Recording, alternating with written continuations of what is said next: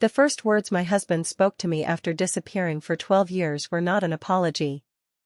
They were not a tentative greeting or a nervous inquiry about the life he had shattered. They were, "You have done well, considering." He stood in my doorway like a stranger wearing a memory I no longer trusted. The morning was cold enough to sting my cheeks. I had been on the front porch, sweeping last night's fallen leaves into a crooked pile. I heard the crunch of tires on gravel before I saw the car. A sleek, silver sedan rolled slowly into the driveway, moving with the arrogant crawl of someone who already owned the place. I knew immediately that car did not belong to anyone on our quiet Indiana street. I also knew, deep in my gut, before the engine even stopped, that the past had finally come to collect. My husband, Roland, stepped out. 12 years had carved lines into his face but had not softened his confidence.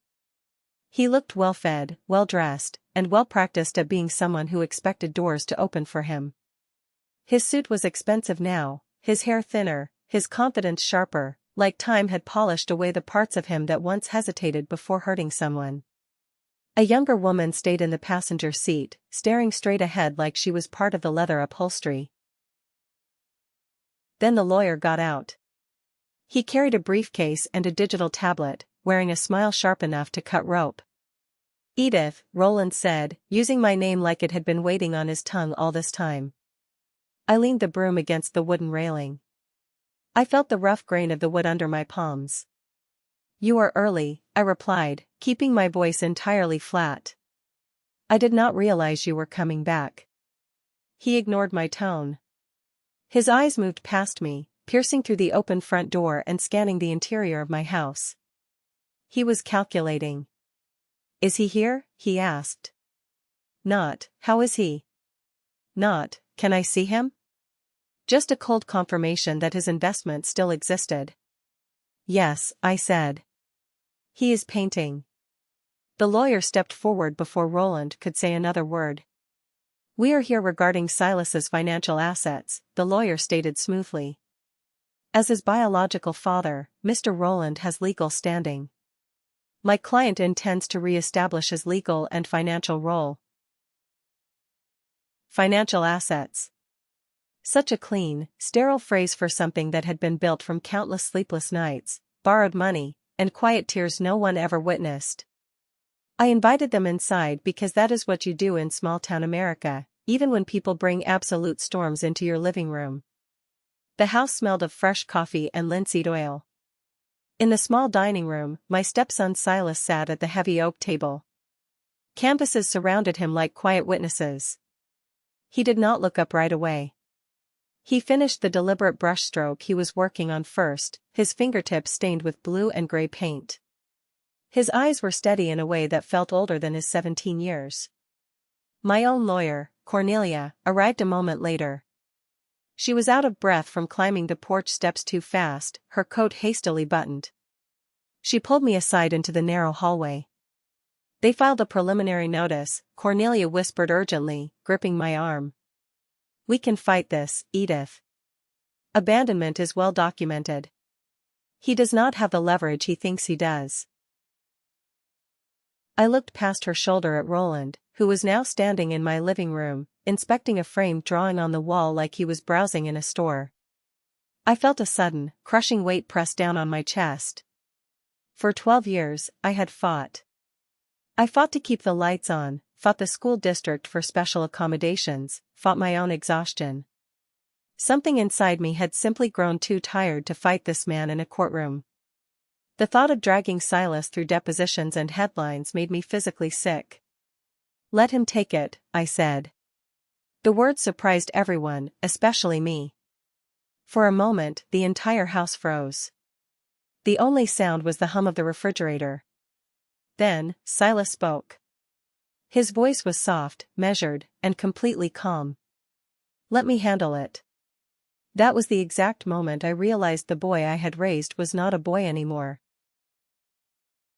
To understand how we ended up in that frozen room, you have to understand how it all started. 12 years earlier, my life had split in two over a cup of burnt coffee. It was a Sunday morning. I remember the exact quality of the light streaming through the kitchen window, pale and promising. Church bells were drifting through the neighborhood, carrying over the smell of rain on the pavement and the toast popping up from the toaster. I was wiping down the counter with a damp cloth, humming a song I cannot even recall the name of now. Roland stood at the kitchen island. He had his car keys in his hand, gripping them tightly like they were a passport to another life. "I cannot do this anymore," he said. I stopped wiping the counter. I looked up, expecting to see frustration about the everyday burdens we carried. I genuinely thought he meant the crushing mortgage we were struggling to pay. I thought he meant the promotion at the auto plant that had been promised to him but given to someone else, leaving him bitter for months. I even thought he might mean the way 5-year-old Silas screamed in absolute terror every single time I ran the vacuum cleaner. But he meant us. "There is someone else," Roland added. He did not raise his voice. He did not cry. He did not even look particularly ashamed. He simply explained, in the exact same tone he once used to discuss weather forecasts, that he deserved happiness. He looked me right in the eye and told me he was filing for divorce. I stood there, the damp dishcloth dripping onto the linoleum floor.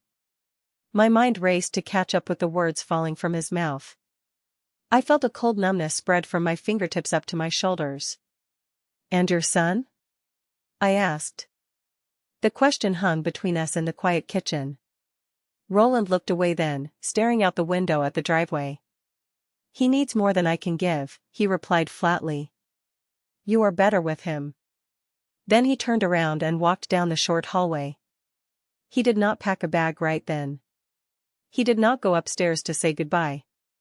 He just left. The screen door slammed shut, the sound echoing through the house like a gunshot. I walked slowly to the living room window and watched his car pull away, the taillights glowing red before disappearing around the corner.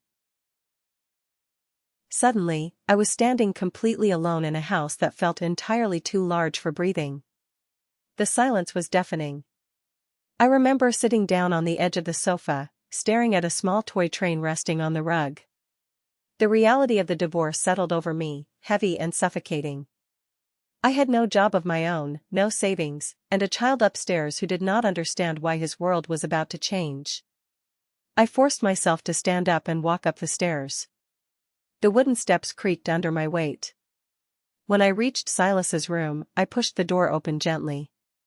Silas was sitting in the middle of his bed, rocking back and forth violently. He was 5 years old, incredibly small for his age. His hands were clamped tightly over his ears, and his eyes were wide with a deep, silent confusion. Doctors had explained to us months earlier that this was sensory overload, a manifestation of his condition. But watching him rock there, completely unreachable, it felt to me like pure heartbreak. The diagnosis had come only a few months before Roland left. Autism spectrum disorder, high support needs.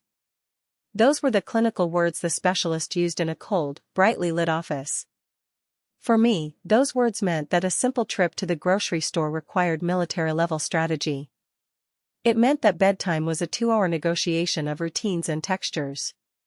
It meant our lives would never be what Roland had pictured when he imagined having a son. Roland never discussed custody. He never even brought the word up. In his mind, leaving the house meant leaving every responsibility inside it. I sat on the floor next to Silas's bed for hours that day, just being near him while he rocked. My mind was a storm of panic. At first, a dark, shameful thought crept into my head. I thought I could pack a bag, too. I was his stepmother, not his biological mother. I could find an easier life somewhere else, a life that did not require learning an entirely new, exhausting language of patience. I could walk away from this overwhelming responsibility just like Roland did. But that night, everything changed. I had finally coaxed Silas into sleeping. I went to my own room, crawling into the large, empty bed, staring at the ceiling and crying until my eyes burned. Sometime around 2 a.m, I heard a faint shuffling sound. I sat up and looked toward the open doorway. Silas had crawled down the hallway. He was sitting on the floor just outside my bedroom door, his knees pulled up to his chest. He did not say a single word. He did not ask for a glass of water or complain about a nightmare. He just sat there, guarding my door, needing to be near me. I threw off the covers, walked over, and sat down on the floor right beside him. I leaned my shoulder against the wall. He rested his small head against my arm. In that quiet, dark hallway, I understood something incredibly simple and utterly terrifying. Leaving would definitely be easier. But staying would be right. So, I made the choice. I stayed. The years that followed my decision to stay were not heroic or glamorous. They were profoundly practical and grueling. We entered a mode of pure survival. With no child support and a mountain of bills, I took the only job I could find that allowed me flexibility. I started working late shifts at a local diner out on the highway. I wore a stiff pink uniform that always smelled faintly of stale frying grease and burnt coffee. I spent my nights wiping down sticky tables, carrying heavy trays of meatloaf and mashed potatoes, and pouring endless cups of decaf for truck drivers and lonely regulars. Those regulars often tipped in loose coins and sympathetic smiles, knowing I was a single mother struggling to keep afloat. Every single dollar of my meager salary went toward keeping the lights on and putting food on the table. On my mornings off, I sat at the public library.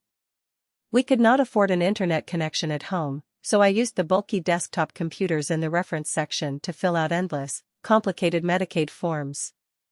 I fought with government websites, sitting on hold for hours with caseworkers, desperately trying to secure the therapy Silas needed. Our daily life became a rigid schedule. I learned which specific brands of groceries tasted exactly the same every single time. I bought the exact same brand of macaroni, the exact same brand of apple juice. If a box had a new promotional logo on it, Silas would refuse to eat it. Consistency meant peace in our house, and peace was our most valuable commodity. Silas spoke very little during those years. He communicated mostly through gestures, routines, and sometimes meltdowns when the world became too loud. But there was one thing he did constantly. He drew.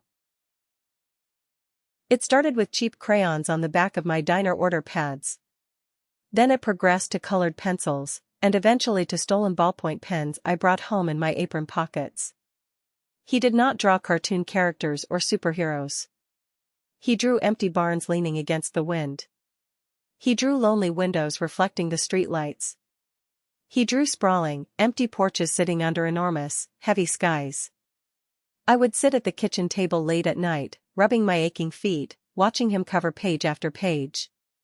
Sometimes I wondered if he was painting his own loneliness. Other times, I wondered if he was quietly teaching me how to survive mine. Slowly, in the quiet spaces between his drawing and my working, without either of us ever formally announcing it, we became a family. A family built entirely from choice, not blood. The first time I truly noticed that Silas's drawings had evolved into something much more than just a coping mechanism, he was 12 years old. It was late on a miserably humid July night. The diner had closed early because the ancient air conditioning unit finally sputtered and died, leaving the kitchen feeling like an absolute furnace. I walked the 6 blocks home, my shirt clinging to my back, smelling like grease and heavy disappointment. My feet throbbed in black work shoes that had completely outlived their purpose, the soles worn thin to the pavement. When I unlocked the front door and stepped inside, the house was quiet. Too quiet.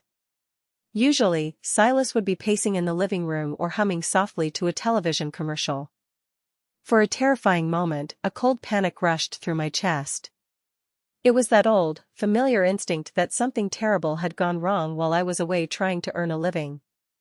I dropped my keys in the ceramic bowl by the door and hurried down the hall. Then I saw a wedge of yellow light spilling from under the dining room door. I pushed the door open gently. Silas was sitting at the heavy wooden table, completely absorbed. He was hunched over a canvas, a real canvas I had bought him for his birthday, looking far too serious for a boy his age. He did not look up when I entered. He did not even flinch. His paintbrush moved slowly, deliberately across the rough cloth. It looked as if every single stroke required permission from some invisible, higher authority. "What are you working on, sweetheart?" I asked, keeping my voice low so I would not startle him. There was no answer. Just the soft, rhythmic scrape of the stiff bristles against the canvas. I stepped closer, looking over his shoulder. The painting took my breath away. It showed an elderly man sitting completely alone on a weathered wooden porch at dusk. One of the man's hands rested heavily on a wooden cane. The other hand was raised, shielding his eyes as he stared down a long, incredibly empty dirt road. It was not just the detail that struck me, it was the emotion. The sky behind the old man was not a normal blue or purple. It was painted in a thick, heavy shade of grayish-violet. It was the exact color of waiting. I felt something tight and heavy wrap around my chest. "Did you see him somewhere today?" I asked gently. Silas slowly lowered his brush. He shook his head. He reached up and pointed a paint-stained finger at his own temple. Then, he pointed down at the canvas. That was his way of telling me the man lived inside his head. That he was painting his own mind. We might have kept his talent hidden forever if it had not been for our neighbor across the street, Veda. Veda was a fierce, independent woman who had taught art at the local high school for 40 years before retiring.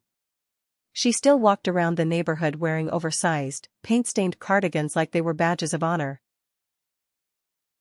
I reluctantly invited her in one afternoon to help me figure out a plumbing issue, because she knew everyone in town.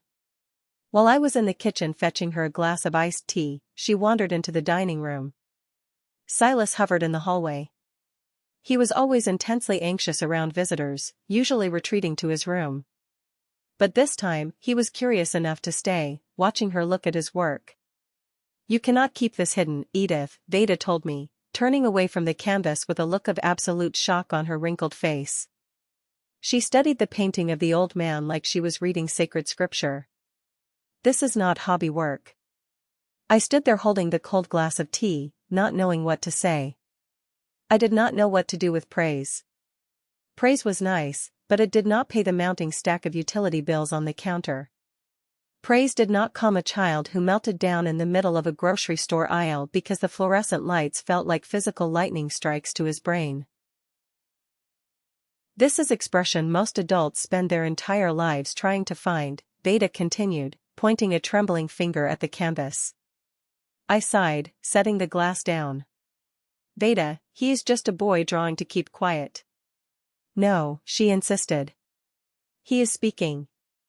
From that day on, Veda became a fixture in our house. She began bringing over professional supplies she had hoarded from her teaching days. She brought thick, expensive brushes with real animal hair bristles. She brought heavy, half-empty tubes of professional oil paint that smelled like earth and metal. She even dragged over a heavy, folding wooden easel that smelled like decades of dusty classrooms and stubborn, unfulfilled dreams. "Let him speak, Edith," she told me one afternoon, wiping paint from her hands onto her cardigan. "He already knows exactly what he wants to say. Give him the tools." As Silas's paintings grew larger and more complex, my own fears began to shift. Money had always been the quiet, cruel third person living in our house. It sat right across from me at the kitchen table when I balanced my worn-out checkbook at midnight, trying to make the math work. It followed me into sterile doctors' offices, where fighting over insurance coverage felt like a cruel game specifically designed to humiliate single mothers. But when Silas turned 14, an entirely new, darker worry began keeping me awake. I was already pushing 60. My knees ached terribly during the bitter Indiana winters, making my shifts at the diner agonizing. I had a row of orange prescription bottles for blood pressure lining the bathroom shelf. Every morning, when I swallowed those pills, they felt like tiny, bitter reminders that time does not negotiate with anyone. I was mortal, and I was all Silas had. What would happen to him when I was gone? Who would buy the exact right brand of apple juice? Who would understand that a tap on the temple meant he was trapped in his own head? I started planning with a desperate intensity. I spent hours back at the public library, reading dense legal texts about adult guardianship and special needs trusts. I started putting away $3 from my tips every single shift, hiding it in a coffee can in the back of my closet. I called it a college fund in my head, even though I knew traditional college was likely never going to be Silas's path. It was a survival fund. I thought about the future constantly.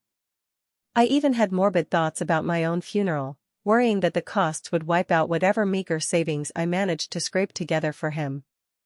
I bought thick manila document folders, labeling them in careful, block handwriting: medical, legal, emergency. I organized our entire lives into those folders. Because if the past 12 years had taught me anything, it was this: love without concrete, legal preparation is just hope wearing a blindfold. And I could not afford to be blind. The massive turning point in our lives did not happen in a fancy gallery. It happened at the county arts fair. The fair was held every September on the sprawling green lawn of the county courthouse. It was a chaotic, beautiful mess of deep-fried funnel cakes, loud quilt auctions, and local bluegrass bands playing songs that felt older than regret itself. The air smelled of powdered sugar and roasted corn. Getting Silas out of the truck was nearly impossible. We sat in the parking lot for 20 minutes. There were too many overlapping sounds. Too many strangers brushing past the windows. His hands flapped nervously against his thighs, a self-soothing habit he had never quite outgrown when overwhelmed. I turned the engine back on. "We can go home, Silas," I told him gently, keeping my hands on the steering wheel. "We do not have to do this." He sat in the passenger seat, staring straight ahead. He looked down at the large, wrapped canvas resting on his lap. Then he looked over at me. For the first time in years, he reached out and took my hand voluntarily. His grip was remarkably strong. So, we stayed. We carried his painting to the amateur tent and set it up on Veda's old easel. I stood slightly in front of him, acting as a physical shield against the crowd. 3 hours later, a large blue ribbon hung from the corner of his painting. People began to gather around our small space. They whispered to each other, pointing at the brushstrokes. Strangers asked me complicated questions about his technique and his inspiration, questions I answered poorly and awkwardly. Silas just stared at the ground, rocking slightly on his heels. Then, a woman cut through the crowd. She was wearing a tailored linen suit that looked entirely out of place next to the funnel cake stands. She studied the painting for a long 10 minutes without saying a word. Finally, she turned to me and handed me a thick, embossed business card. It read, "Midwest Contemporary Gallery, Marianne Pierce." "I own a gallery in Chicago," she said, her voice smooth and practiced. "We need to talk about representation for this young man." Standing there on the courthouse lawn, staring at that card, opportunity felt exactly like standing at the edge of a steep cliff. It was thrilling. It was terrifying. And I knew, deep down, it was completely unavoidable. That night, after we brought the blue ribbon home, Silas did not sleep. The excitement and the overwhelming sensory input of the day had wired him completely. He took a fresh canvas, turned on the bright overhead dining room light, and painted straight through until sunrise. I could not sleep either.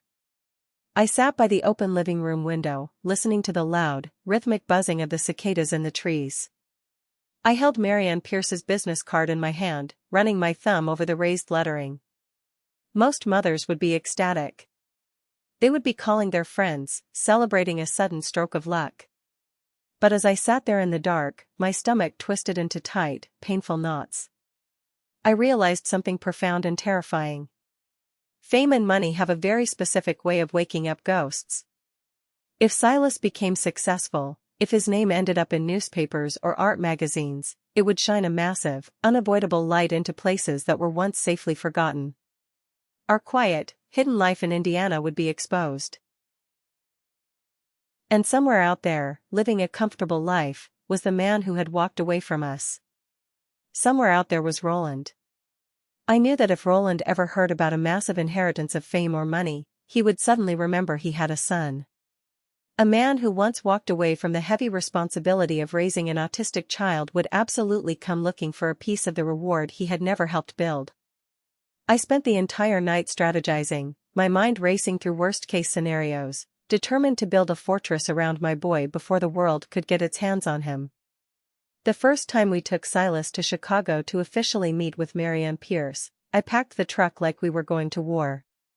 I packed extra clothes, 3 different pairs of noise-canceling headphones, and 2 massive boxes of his specific brand of peanut butter crackers.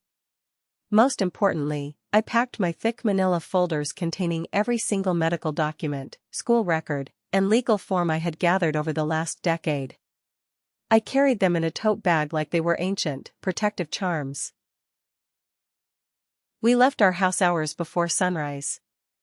The dark Indiana farmland rolled past the truck windows, slowly turning into quiet shades of gold and green as the sun came up. Silas sat in the passenger seat, his knees pulled up close to his chest. A large sketchbook was balanced carefully on his lap. He drew constantly to manage his anxiety about leaving our safe zone. He drew the passing telephone poles, the towering metal silos, and a stray dog chasing nothing across a massive, empty field.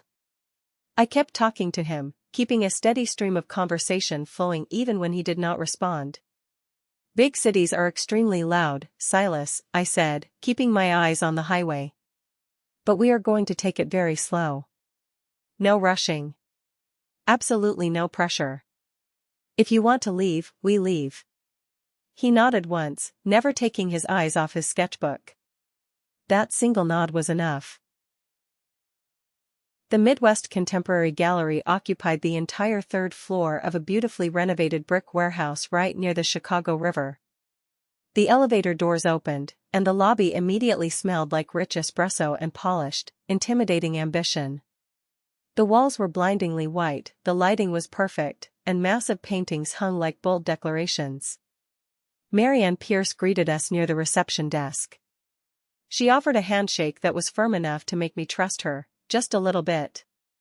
Silas immediately wandered over to a large abstract canvas, studying the chaotic splashes of color with intense, silent concentration. Marianne watched him for a moment before turning back to me. "We do not want to change him, Edith," she explained, her voice low. "We do not want to force him into a mold. We want to give him structure. We want to give him space to work. And most importantly, we want to give him protection." Protection. That single word mattered to me infinitely more than any promise of fame or wealth. I had spent the last 12 years shielding Silas from a world that constantly mistook his differences for weakness. If the art world was going to become his future, it had to come with ironclad safeguards. I did not come to Chicago alone to negotiate. I had brought Cornelia, a fiercely intelligent local lawyer who had helped me with Medicaid appeals years ago. While Marianne discussed exhibitions and publicity, Cornelia and I sat at a sleek glass table and ruthlessly discussed contracts. We discussed complex trust structures, explicit guardianship recognition, and secure royalty accounts. I listened carefully to every single word, asking blunt, unpolished questions. The gallery staff probably assumed I was just a naive, small-town waitress who did not understand business. They were wrong. Cornelia reviewed every single clause in the thick contract with the cold determination of someone who had seen families completely fracture over far less money.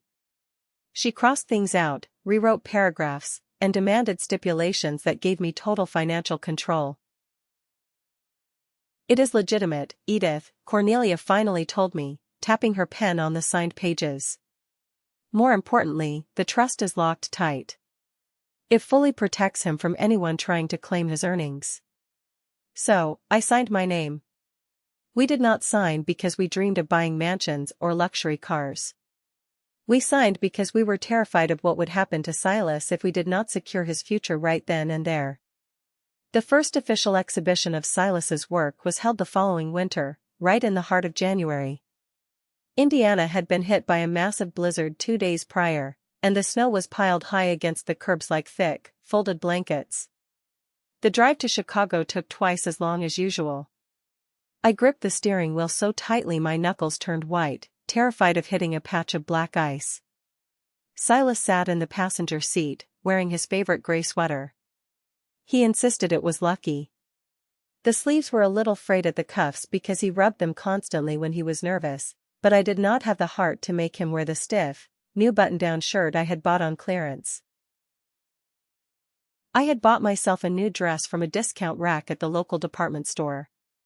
It was a simple navy blue shift dress, modest and quiet. I spent 20 full minutes standing in the harsh fluorescent light of our cramped bathroom that morning, trying to figure out how to use mascara again. My hands were shaking. I had not worn makeup since the divorce. The face looking back at me in the mirror looked older, tired, but fiercely determined. When we finally arrived at the Midwest Contemporary Gallery, the heat inside hit us like a physical wall. The gallery was completely transformed. Marianne Pierce had arranged Silas's canvases against stark white walls with brilliant, focused lighting that made the oil colors completely come alive. I expected maybe 20 people. Friends of the gallery, local artists, maybe a few curious critics. But people came in droves. There were more people packed into that room than I had ever imagined could possibly care about paintings. They were dressed in sleek, expensive winter coats, holding tiny glasses of sparkling water and wine. I stood awkwardly in the corner near the coat rack, feeling entirely out of place in my discount dress and worn-out winter boots. Silas refused to mingle. He found a spot near a large structural pillar and stood there, his back pressed against the cold brick, just watching the crowd. But the crowd was not looking at him. They were entirely captivated by his work. They stood in front of his canvases quietly. There was no loud, pretentious art chatter. Just a heavy, reverent silence. I watched a woman in a heavy fur coat stand before a painting of a collapsing barn sinking into twilight. She stared at it for a full 10 minutes, and I swear I saw her wipe a tear from her cheek. Another group gathered around the painting of the empty bus stop with no passengers. I stood close enough to a couple to hear their hushed conversation. "You can actually feel the silence," the man whispered, leaning closer to the canvas. The woman next to him nodded slowly. "He paints what most of us are completely afraid to admit we feel. The absolute isolation of it all." I swallowed hard, looking down at my scuffed boots. They were right. They saw the brilliance, the raw emotion. They just did not know how much those exact feelings had cost him. They did not know about the nights he spent rocking on his bed in terror, or the crushing weight of the sensory overloads. My diner salary had barely covered the cheap canvases he practiced on. Now, those same visions were hanging under gallery lights, carrying price tags that made my head spin. The true shockwave hit the following spring, when one of Silas's larger pieces was selected for a prestigious contemporary auction in New York City.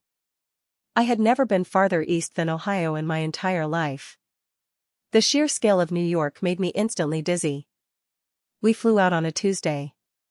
The airplane turbulence terrified Silas, forcing him to keep his noise-canceling headphones clamped tight over his ears the entire flight.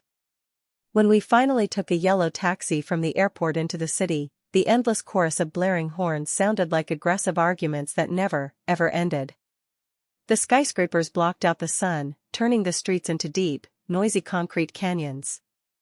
We stayed in a hotel near the auction house.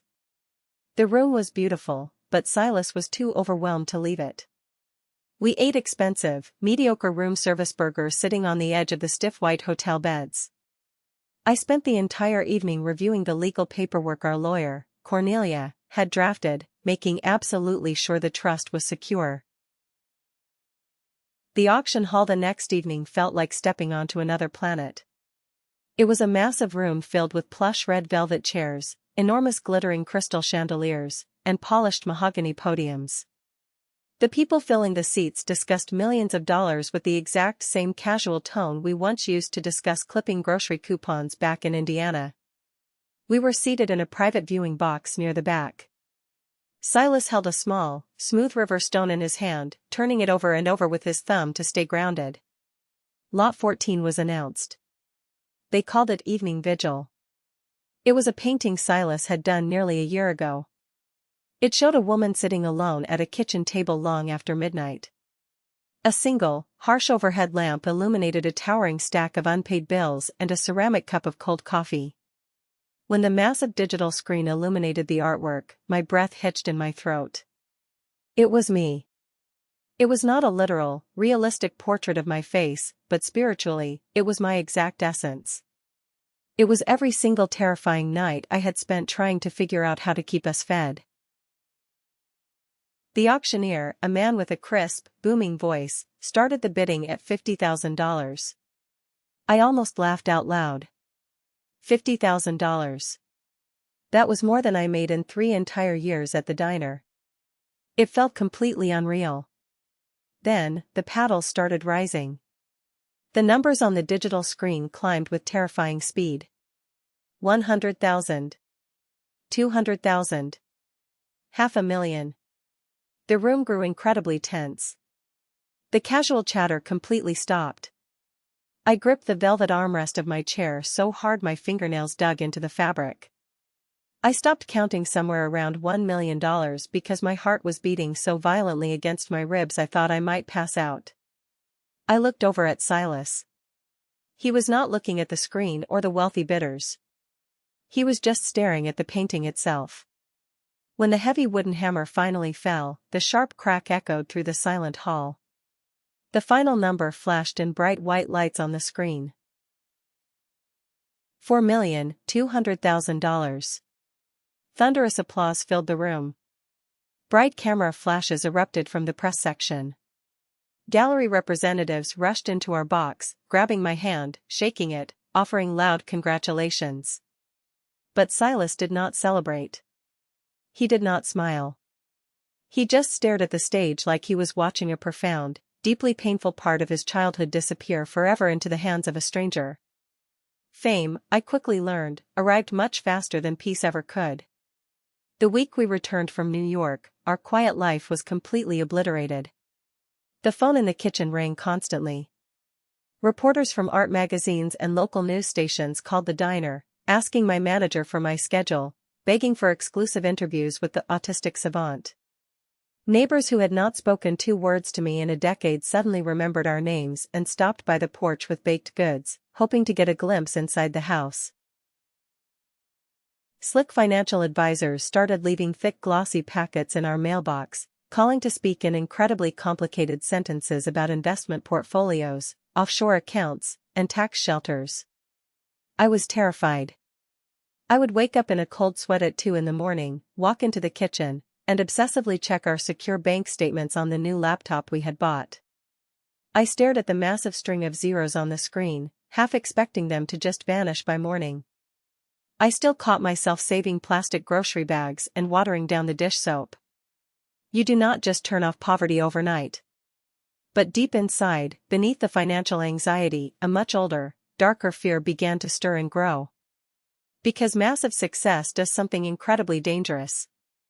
It shines a blinding spotlight into places that were once safely forgotten by the rest of the world. I knew Roland. I knew the kind of man he was. When he left, he complained about not getting a promotion, about his salary not being enough to support a disabled child. He wanted the easy road. And now, the boy he abandoned was suddenly worth millions. Somewhere out there, I knew Roland was sitting in a coffee shop or a waiting room, picking up a newspaper or opening a webpage. I knew he was going to see that headline. I knew a man who had completely walked away from the crushing responsibility of custody would easily convince himself that he was somehow responsible for the genius that resulted from it. I knew he would come looking for an inheritance he never earned. The only mystery left was how exactly he would return, and what legal nightmare he would drag us through when he did.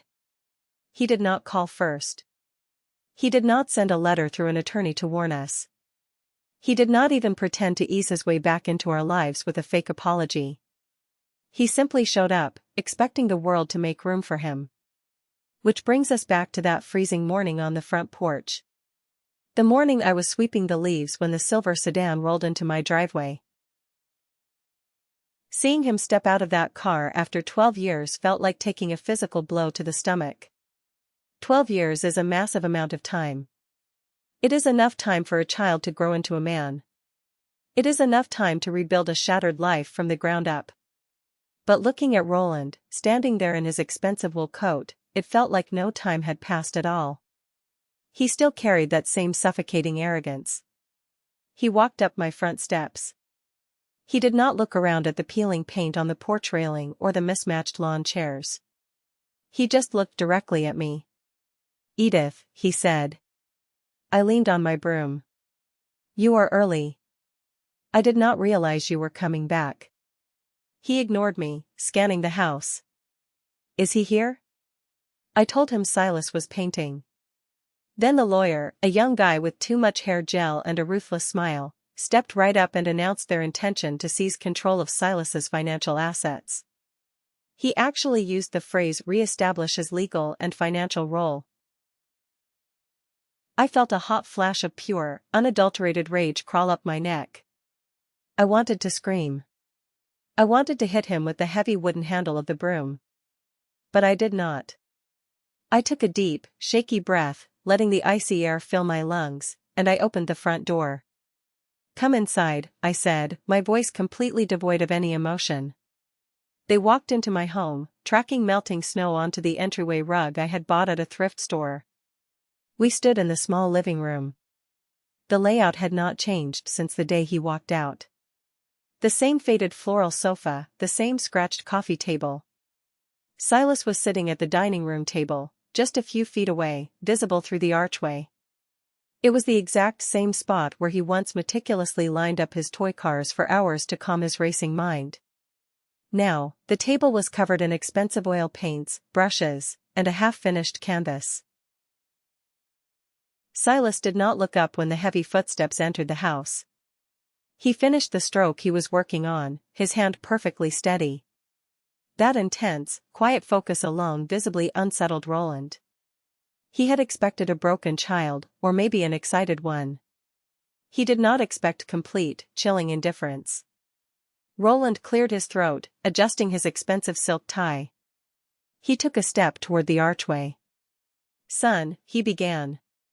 His voice was suddenly entirely different from the cold tone he used with me outside. It was warmer, dripping with a manufactured, rehearsed affection. It made my stomach turn. The moment that word left Roland's mouth, Silas's shoulders instantly tightened. I saw the physical reaction immediately. It was a subtle flinch, a hard stiffening of his spine. 12 years of complete absence and profound neglect cannot simply be erased by one carefully chosen, weaponized word. The lawyer stepped forward, opening his leather briefcase and pulling out a stack of crisp white papers. Given the minor's recent, highly publicized earnings, the lawyer stated, addressing me but speaking loud enough for Silas to hear, "We believe there is a significant entitlement involved here. The biological father has inherent rights." Entitlement. Such a clean, corporate word for something so incredibly dirty. He was standing in the house my meager diner salary had barely kept warm, demanding a piece of a life he had tried to throw away. Cornelia arrived 10 minutes later. Her tire screeched slightly on the wet pavement outside. She practically ran up the porch steps and burst through the front door, her briefcase clutched tightly to her chest. She took one look at Roland, then pulled me forcefully into the narrow hallway near the coat closet. "They filed a preliminary notice of intent this morning," Cornelia whispered furiously, her eyes wide with adrenaline. "They are trying to freeze the trust accounts and establish him as the primary financial guardian before Silas turns 18. But we can fight this, Edith. We have every medical record. We have the abandonment laws completely on our side. He has very little chance if we push back hard." Push. Fight. Argue. I leaned my head back against the cool plaster wall of the hallway. I closed my eyes, and a wave of absolute, bone-deep exhaustion washed over me. For years, I had carried the incredibly heavy weight of basic survival. I had fought the school boards, I had fought the Medicaid office, I had fought my own despair. I had saved every spare penny, thinking I was building a college fund, which eventually turned into the protective trust we now had. I had done everything humanly possible. Now, Cornelia was asking me to carry the weight of a massive legal victory, too. She was asking me to drag this deeply private, sensitive boy through glaring headlines, ruthless courtrooms, and depositions where strangers would dissect every painful moment of his childhood like a clinical case study. I opened my eyes. I looked into the dining room. Silas was gripping his paintbrush so tightly his knuckles were white. He was shaking. Not violently, but just enough to remind me that beneath the massive auction records and the genius talent, he was still the exact same child who once hid in the dark closet when the world got too loud. "What if we don't?" I said, my voice barely a whisper. Cornelia blinked, confused. "Don't what?" "Don't fight," I said, stepping back into the living room. Silence spread across the room like a heavy blanket. Roland, who had been aggressively tapping his foot, suddenly stopped. He straightened up, a sickening flicker of hope and triumph appearing in his eyes. "You are being reasonable," Roland said smoothly, an arrogant smirk playing on his lips. For once. 12 years of backbreaking sacrifice and unconditional love reduced to a convenient personality flaw in his narrative. I did not respond to him. I ignored his existence completely. I walked slowly over to the dining room table and stood right beside Silas. I placed my hand gently on his trembling shoulder. "I do not want this to hurt you, Silas," I told him quietly, looking down at his dark hair. "I do not want them turning your life into public evidence. If giving him the money makes him leave us alone, we can do it. We have each other." I turned back to Cornelia. The lawyer looked absolutely horrified. "Let him take it," I stated clearly. Roland exhaled a long, loud breath of pure relief. The slick lawyer immediately reached for his pen. But before the lawyer could uncap the pen, Silas spoke. "Stop." Just one word. It was clear. It was measured. And it was incredibly final. Silas stood up from his chair. He was 17 now, and he stood taller than his father. He did not look at Roland. He walked purposefully out of the dining room and down the hall to his bedroom. We all stood there in stunned silence, waiting. If you've made it this far, please do me a favor, like the video and comment number 1 down below. It lets me know how awesome you are and shows that you're right here with me on this journey. Your support is a massive encouragement and truly motivates me. Drop that one so I can recognize you, and now, let's get back to my story. When Silas returned to the living room 2 minutes later, he was carrying a thick, incredibly worn manila folder. I immediately recognized it. It was one of the emergency folders I had started compiling years ago, but it was heavily expanded. It bulged with papers. He walked over to the coffee table and dropped the heavy folder down right in front of the young lawyer. The loud smack of the paper hitting the wood made Roland jump slightly. "I prepared," Silas said. His voice did not shake. It was perfectly level. He opened the folder. Inside were meticulously organized copies of every single therapy invoice I had ever paid. There were thick stacks of school incident reports detailing his severe panic attacks. There were copies of my diner pay stubs, proving exactly how little money we survived on. But then, Silas pulled out something I had never seen before. It was a stack of letters. The envelopes were yellowed and wrinkled.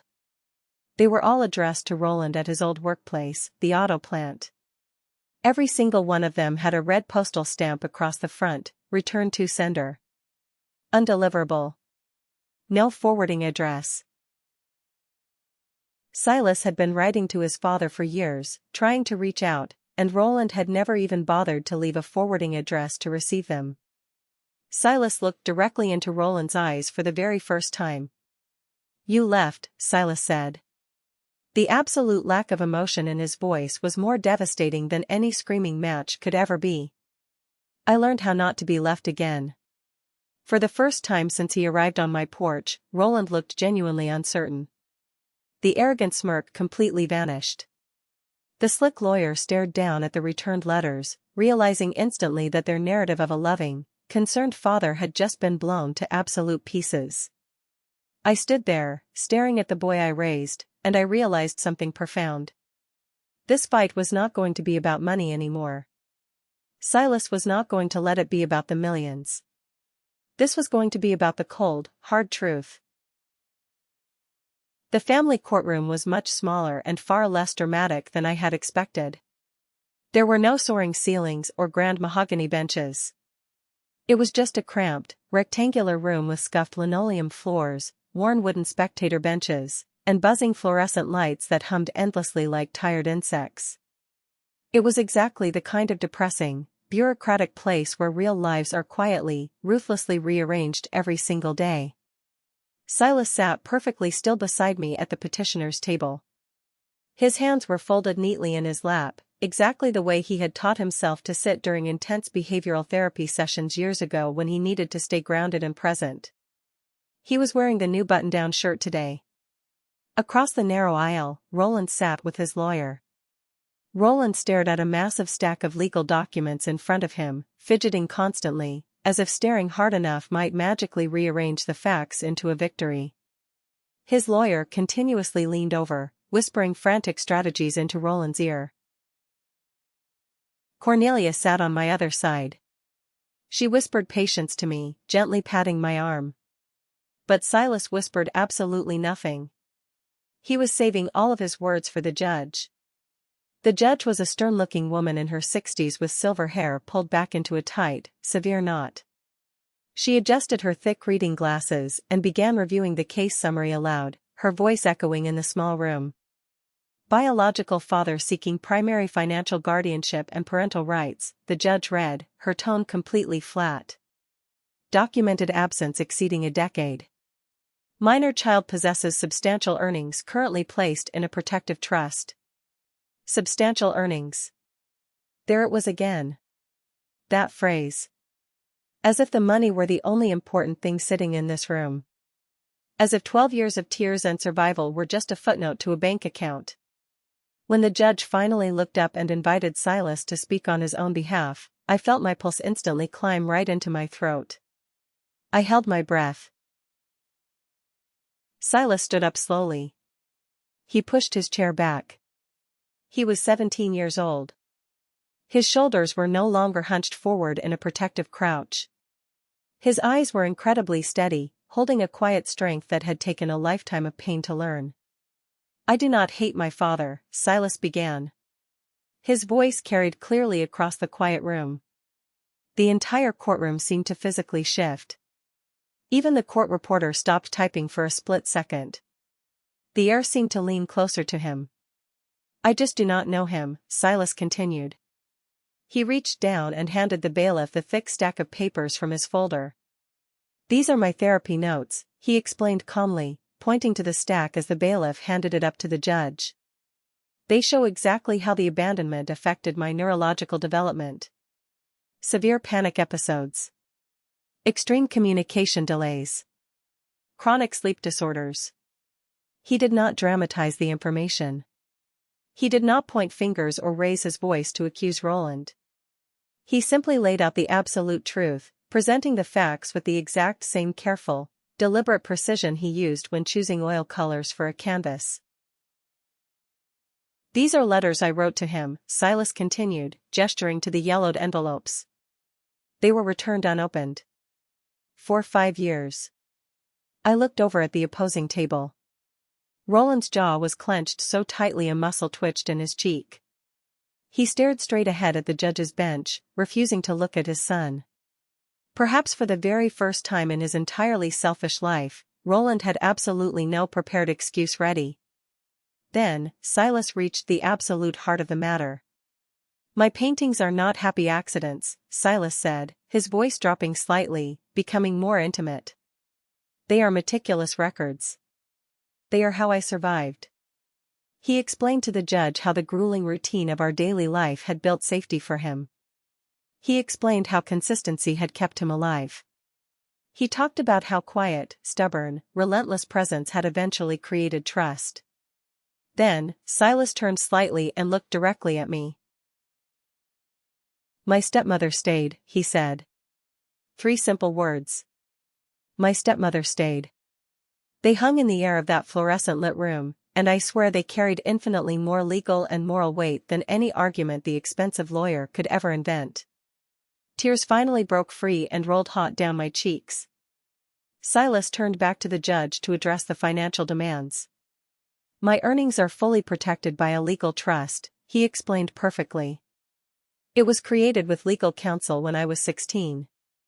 That trust explicitly names Edith as my sole financial guardian until I am 18, and as the primary trustee thereafter. He paused, letting the silence settle. I choose her, Silas finalized. Not because biology required it, but because life has absolutely proven it. The judge did not deliberate for long. She nodded slowly, looking over her glasses at Roland. The ruling came swiftly and without any theatrics. The biological father's financial claim was entirely denied. The trust would stand exactly as written. Parental authority remained permanently limited. We had won. We had protected the future. But the real, meaningful ending to this story did not happen inside that depressing courtroom. It happened out on the concrete steps of the courthouse. As we pushed through the heavy glass doors to leave, a small group of local reporters had gathered like birds sensing breadcrumbs. Microphones were aggressively extended toward us. Flashbulbs went off. People shouted rapid-fire questions about the millions, about the estranged father, about the drama. Silas completely ignored all of them.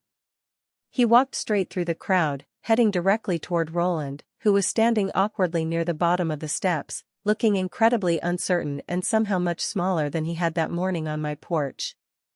Silas stopped 3 feet away from the man who had abandoned him. I will not give you any money, Silas said. His tone was not angry. It was just an immovable fact. Roland swallowed hard. His Adam's apple bobbed. I understand, he replied quietly, though the slight tremble in his voice suggested he was still struggling to accept it. But, Silas continued, pulling his hands out of his pockets. You can come to my next exhibition. Roland looked up, genuine shock registering on his aging face. You can come, Silas repeated softly. You can see who I became without you. A long, heavy silence stretched between the father and the son.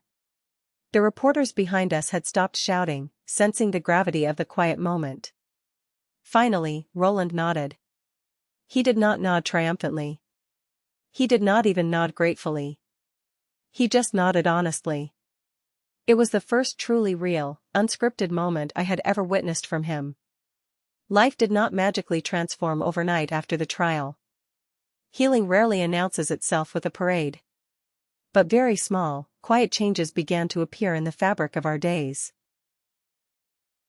6 months later, Roland actually attended Silas's next exhibition in Chicago. He did not ask for VIP access. He stood near the back of the crowded gallery, keeping his hands stuffed deep in his pockets, silently studying the massive canvases that told the painful stories he had once completely refused to hear. A year after that, when we finally bought an old, abandoned feed store downtown to convert into Silas's first real, permanent art studio, Roland showed up. He did not make any grand speeches. He did not ask for forgiveness or make empty promises about the future. He just put on a pair of work gloves and spent 3 days helping us carry heavy lumber and tear down drywall. Just silent work. One evening last week, as the hot summer sun finally faded into that soft, beautiful Indiana gold, Silas and I sat out on our front porch. We were drinking weak decaf coffee from mismatched ceramic mugs. I looked over at him. He was sketching a bird on the railing. Were you afraid that day? I asked him, breaking the comfortable silence. In the courtroom? Always, he said, not looking up from his sketchbook. Of him? I asked gently. Silas stopped drawing. He shook his head slowly. No. I was never afraid of him. He looked at me, his eyes perfectly clear. I was terrified of losing you. I took a sip of my coffee, feeling the warm liquid slide down my throat. I felt something deep inside my chest, a tight, anxious knot that had been incredibly restless and painful for over 12 years, finally, completely settle. We were safe. If this story has touched your heart today, if you have ever chosen to stay when leaving would have been the easiest thing in the world, or if you have ever chosen massive responsibility over your own comfort, please take a moment to reflect on the incredible, quiet power of just showing up for someone. Share this story with someone in your life who truly believes that real love is proven through consistent action, not just words. And if you would like to hear more real-life stories about justice, building resilience, and finding unexpected second chances, please consider subscribing and becoming a permanent part of this amazing community. Because sometimes, the absolute greatest revenge in life is not winning a brutal fight or destroying your enemies in court. Sometimes, the most powerful revenge is simply raising someone who is strong enough and kind enough to offer forgiveness. Thank you for listening.